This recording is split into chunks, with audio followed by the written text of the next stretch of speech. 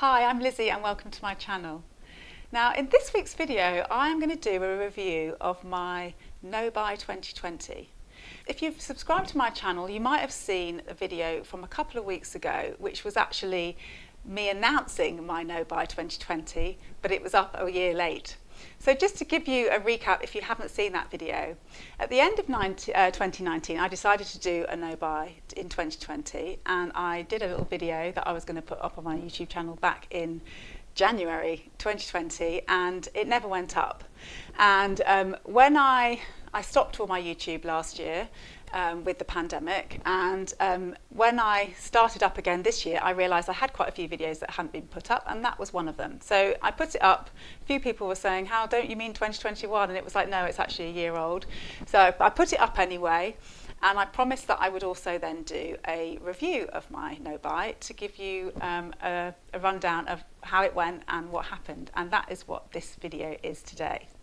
And so if you don't know me, my name is Lizzie and I'm a personal stylist in London, and I'm also the founder of Elevate, which is a style membership for women who want to look good and feel great, particularly around workwear and their personal brand. Now, one of the things I'm really passionate about with my one-to-one clients, and that I talk a lot in Elevate about, is the need to have an essentials wardrobe first. So it's about having your own signature style. It's about having all the basics in so that you've got the building blocks and the core wardrobe.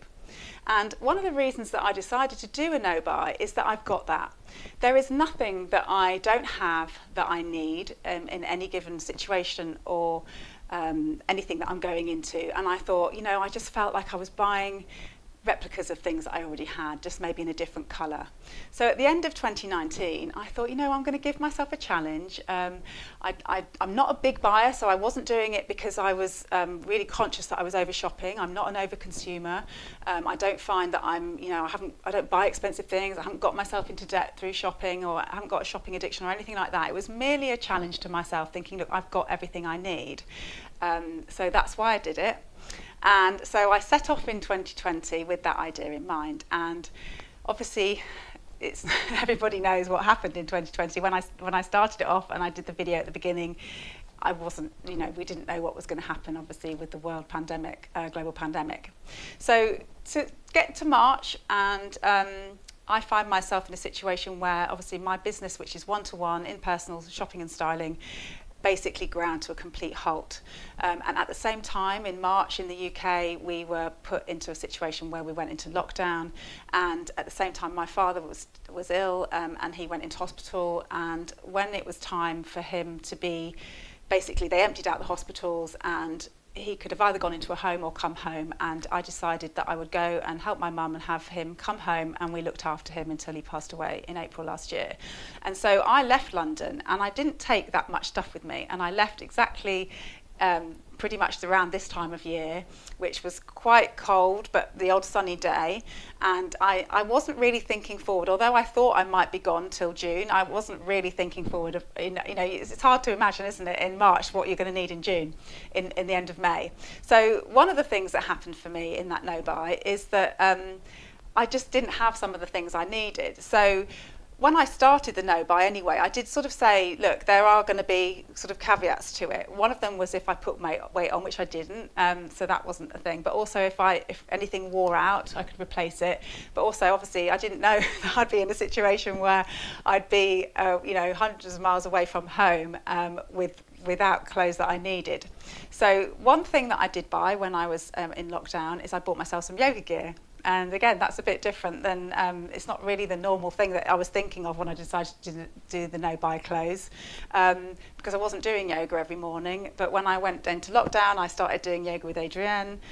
So hello to any Yoga with Adrienne fans, but that's what I was doing every day. And so I thought, I'm going to treat myself to some yoga gear, because I've never had any, and I bought some yoga gear. And then the other thing that happened as we went on and it got warmer and sunnier, I pretty much only had like jumpers and long sleeve t-shirts and quite thick trousers. So I bought myself some lightweight kind of trousers, just for sort of sitting around in, quite casual. And that was the other thing that I bought during lockdown. So that's where it could be said I broke my my promise to do a no buy. But again, I wasn't creating these rules to beat myself up with. This was just the reality of the situation. But what I did do is that once I came back to London in June, that's when my kind of the no buy really kicked in for me, where I had that want to buy things. And I had to sort of stop myself because I'd made this commitment. And so it really helped me to have that commitment and to have made it publicly. So for any of you who are thinking of doing a no-buy, or if you're on a no-buy now, I really feel that making that public commitment really helped me to stay accountable, because I like to be a woman of my word, and I made my commitment. So it really helped me when I was thinking, oh, I'd like to buy something, and I got into that treat mode when I wanted to treat myself. It made me stop myself. So that's what happened there. And then obviously, as we came on into the summer in the UK, we ended up, I mean, looking back now, we sort of returned a bit to normal. And so I was looking at things, and with my Elevate membership, one of the things I do is shoppable boards. So I was doing all the research for the members in there, and I researched, say, 50 dresses or 50 pairs of shoes or something like that every month. And that's when it got harder for me to really think, oh, I don't need it. So at the end of the year, the only thing that I'd really bought was there's yoga gear. I'd also bought some lightweight trousers, and one other thing that I bought was I thought I was going to do a photo shoot for some new images for my website, and I got myself a jacket, which was actually from H&M, that I was going to use in those photographs. And in the end, I didn't do the shoot, but I kept the jacket, and I think it's a great jacket. It's only like £25, so I've kept that, and I will be using that for my next shoot. So that's the other thing that I did. But apart from that, I didn't buy any other clothes. So my lesson from my no-buy, though, is what was interesting to me. So one of the things I talk about a lot is that it's not really about the clothes. Like, clothes in the West, for most people, and particularly for the demographic I work with, ambitious women, successful women, it's not a need. Once you've got those basics in your wardrobe, it's never a need. I don't need to clothe myself. And so what my no-buy did is it really challenged me to see that. It really helped me to see it clearly, that clothes aren't just so you're not naked. I really felt that I'd cut off a part of me that helps me to feel creative, and it helps me to express myself. And I'm not a big shopper, as I said, and I'm not somebody who dresses in, puts lots of outfits together and really loves fashion. That's just not my style at all. But I do like new things, and I like nice things, and my style does evolve over time. It's not dramatically different from season to season, but there's little things that change, like all of us who are interested in clothes. Small changes happen, and they help you to see how you're growing, and they help me to change over time. And what I felt that had happened with my no-buy is that I'd almost stunted myself. The second thing that had also happened is that we were going through a very, very challenging year, and actually the desire for things to cheer me up or to give myself a treat was quite a strong pull, and I'd made this commitment. So the idea of treating myself to something new just to make myself feel better, I'd cut that off, and I stuck to that, and I didn't do it when actually there wasn't a lot of other outlets for doing that. It was very little opportunity to go and treat myself to a night out or drinks, or go to a restaurant. That stuff had all kind of wavered and stopped, really. So what I really saw was that even though I don't feel that I'm really into clothes and I buy a lot, it is part of who I am, and it's been a part of my life all the way through since I was a teenager. And I realised that just by stopping myself buying things, I'd cut that outlet off. And it was really interesting for me, because it is what I talk about. It isn't about the clothes. Clothes are an expression of who we are. They help people to see who we are, but they help us. It's about how we feel.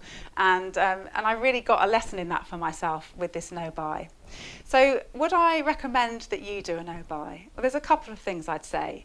If you are somebody who really is stuck into overconsumption, if you're somebody who buys to really make yourself feel better and it's a crutch for you, and you find you're buying a lot to sort of feed an emotional need, I really do recommend it as something that you could do to help you sort of really challenge that and see that. However, if it's something that you do for pleasure, and you don't overconsume, and you really just enjoy it as a little bit of a hobby, then I would recommend to not do a no-buy, because I feel that actually it's a really nice thing to be able to do, is buy yourself nice clothes, or just to have that little bit of interest where you're trying out new styles. If you're somebody who's obviously struggling with debt, then again I really recommend you really curb your spending, but I don't know that I would recommend a no-buy. I think it's something that sometimes it's nice to have things to look forward to, so it's just looking at how you could potentially curb the kind of overconsumption, spontaneity shopping, and just make it something where you, I hate saying allowed, but you allow yourself some treats to kind of keep your creativity flowing and enjoy your clothes.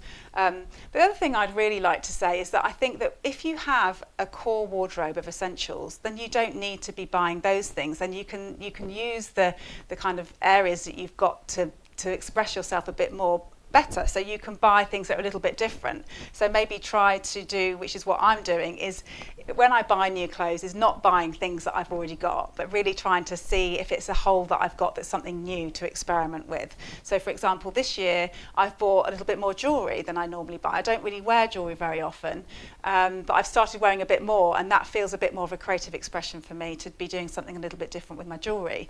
And that's where my style is evolving. So maybe to look at that as part of what you can do with your wardrobe, and not just buy the same thing all the time. So for me, I'm really pleased that I did a no-buy in 2020. Obviously, I'll never know how challenging it would have been if we hadn't been in lockdown, and if we'd been in normal life, whether it would have been a lot harder. But I definitely learnt from it, and I really learnt that actually it's not just about the clothes. My wardrobe is part of an expression of who I am, and it helps me to feel good. So I hope you found that useful. I would love to know if you're doing a no-buy and how you're getting on, if it's a no-buy in if it's a no-buy in 2021. And also, what your thoughts are, if it's something that you would think about doing maybe next year, or maybe just being a bit more of a conscious consumer is something that you're interested in. So I really look forward to seeing you next week, and I hope you found that useful.